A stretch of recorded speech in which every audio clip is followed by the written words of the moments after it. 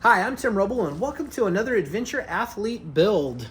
So we have the Humvee high-low camper, which is coming along really well in my opinion. I'm on day 11 right now, and I think why I'm super passionate about this and feel good this morning. I've been uploading a short every day on that last day's progress. I just thought I would take time and explain a little bit of these things in case you're new to the channel. Please like and subscribe. I appreciate each and every one of those, and I do get back to 100% of the comments. So starting with, I wanted a roll cage that actually mounts off of the rock sliders that welds to the frame. So this is all 250 wall in the lower, 188, and that gives me a great platform to build the camper off of, so it's rigid. I wanted something that's going to be tied in and work really well. I have Sikaflex 291 on the bottom of this and tying all of that in, so it's kind of glued there as well as bolted and welded. Now this is going to be a high-low camper, so everything you see here is going to be duplicated once again on another level, and I'll space that out about 1.25 inches. Give me a little bit of wiggle room, and then want to be able to put a nice like a carpet or something on the walls to absorb moisture. I just don't want it to be like a gel coat or a piece of aluminum. The lowers is going to be wood. This right here is going to be a twin size bed that's going to go all the way to the back seat basically. So the back doors on this are just basically one of those things that I used for a look. I didn't need a 4-door. I really only needed a 2-door.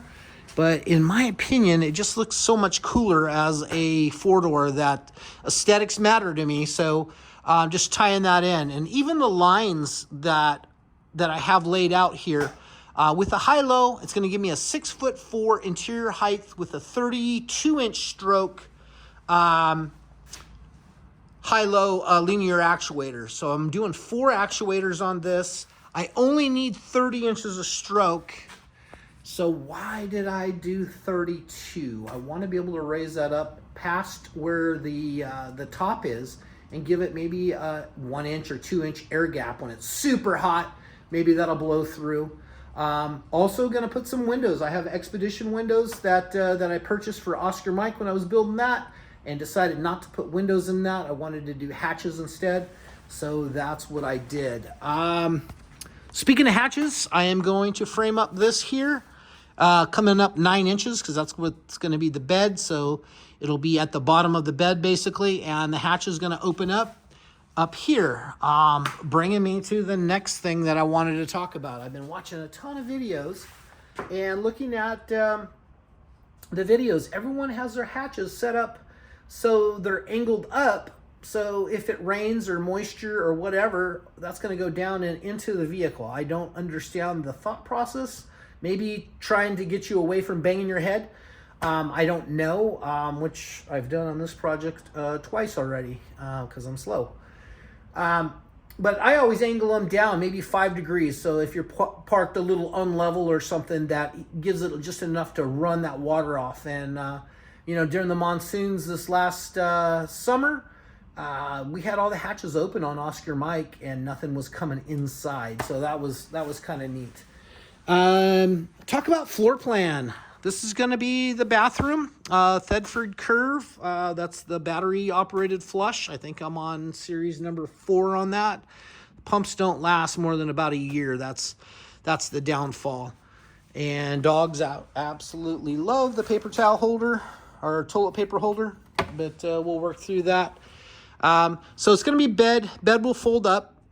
With the high-low, I'm going to have to make some fold-up panels.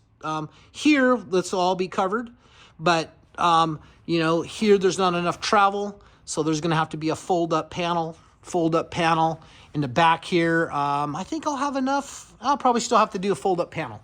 But anyway, fabrication, that's all about solutions. You get a concept in your head, and you're like, hey, I want to do it this way. I did not want to go with a tent fabric. I'm kind of done with that. If I have to, I will.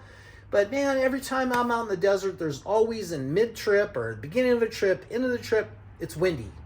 And that, you know, that rooftop tent we had, it blew the bow out of it. And it took me like an hour and a half to get the bow back in. I couldn't even figure out how that even happened. But, you know, 40 to 60 mile an hour winds with 80 mile an hour gusts. I thought the truck was actually going to flip over. I don't like fabric, so I'm going to try to do this without no fabric or any fabric. I'm just going to have fold-up panels, so hopefully that works well. Up front, I have 900 watts of lithium ion phosphate batteries, and above that is going to be a Snowmaster Expedition Series 80 liter, and that's going to sit at whatever my counter height is, which I think I've determined that is going to be 32 inches total. So you can stand up and cook and still be comfortable. It's not going to be as tall as Oscar Mike's, but I think it'll work out really well. We'll talk about sinks. I've went with a bar sink here, and there's a reason for that. I want to put a plate at a 45 in there, and then hit the plate with some Dawn power wash, and then rinse it, and you're done. Dry it off and put it back away. Why it's still wet. Don't use a lot of water. There's no need for a big sink. When I was designing Oscar Mike, everyone's doing these big sinks, farmhouse sinks. I thought, oh, that'd be a great idea. That's something that I wish I wouldn't have done. I've covered it now with a cutting board so I can still put a plate in the sink and do that same process that I just talked about. Truck is going to have a diesel heater as well as a cubic mini. Doing another cubic mini in this. I have to figure out a good solution for the piping on that. Got this covered up just to kind of keep it as clean and non-rusty as possible. But inside will go a refrigerator, and then the stove oven combo, sink, and then the cubic mini, or maybe the other way around, I'm not sure. The hot water EcoTemp is going to go in the back. For the shower area. Why I'm thinking about it, Max Air fans, I don't know. I'm going to frame it up for Max Airs, and I'm not going to cover that area with solar, but I think I want to keep the interior height or exterior height as low as possible. And the Max Air fans, man, they add about, like, I'm going to say 9 inches of travel to it. So I might take one of those apart and see if I can make that so it doesn't go up as high as it does, and keep it kind of low. I'm not going to put on the Wally Auto Track satellite. I'm just going to go with Starlink on a flat kit. I bought the Star Mounts flat kit for it, so you know it's like another inch and a half. I had even considered putting that on the hood, and then I remembered that there's all the grading on the hood. So I want to keep this low. When we were in Prescott, we did Whiskey Row, and we got a hotel for the night, and it was sketchy parking around the area. So I didn't want to put my adventure truck with all of my stuff in it on the streets. So we ended up having to go drive it down the road to her brother-in-law's house and get a ride back, and didn't work out as well as I would have liked it. It was a lot of wasted time. So if I can park this inside a parking garage, hey, that would be great. And I think right now I'm at almost 8 feet. So I want to keep the top as slick as possible. Even my solar panels are the flexible panels, so that only adds about 1/8 of an inch to the top, which is super cool. And I'm going to have 800 watts of solar on the top, as well as the 900 of lithium ion phosphate. So it'll be plenty. And then I'm going to mount a TV so it stores in the up position, and then when you want it, it comes down, probably right behind the seats. The linear actuators will mount probably right around in this area for the back. And then in the front, I'm going to take that right next to the B pillars and run that up. So that should be a nice balanced, easy load. The top of this is going to be framed out with 65 thousandths. The lower that I'm working out with right now is 95. So that's it's kind of got a sturdy thing. I probably did not need to, probably overkilled it. Trying to keep weight down, but with this 12.5 chassis from 1165 Humvee, it's not going to be a problem on that. Super excited. I'm tired. I'm a little worn out, but I am absolutely just so stoked on this project. Guy Cameron Carlson, I have to give him props because he's got me motivated to start putting in my time on this.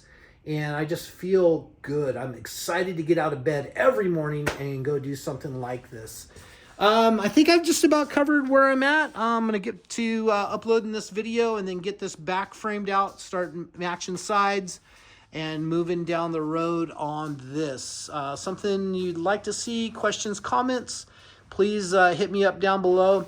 If you haven't liked and subscribed, could you please? I'm trying to really grow this channel and bring you guys great content. Humvee build will go on for another 5 days. Then we're transitioning to Oscar Mike to do a quick inspection of drivetrain, chassis lube, and get her ready to go to the Hammers on the 18th, which is about 7 days away right now. So super excited to be bringing you great content out there. Been uploading a short every day. I don't know if I said that already or not, but been doing the shorts just to do a daily progress, and then doing these longer videos just to kind of tie everything together. As you guys know, I love to talk. But man, living my best life right now. Dogs out here running around. They spend the day with me. My wife is currently still in Spain doing her yoga certification again, and just making the best out of being a guy just stuck at home working and doing fun things. So that's going to be it for now. I appreciate each and every one of you guys. Thank you guys for watching. I'm Tim Roble, and I'll catch you here next time.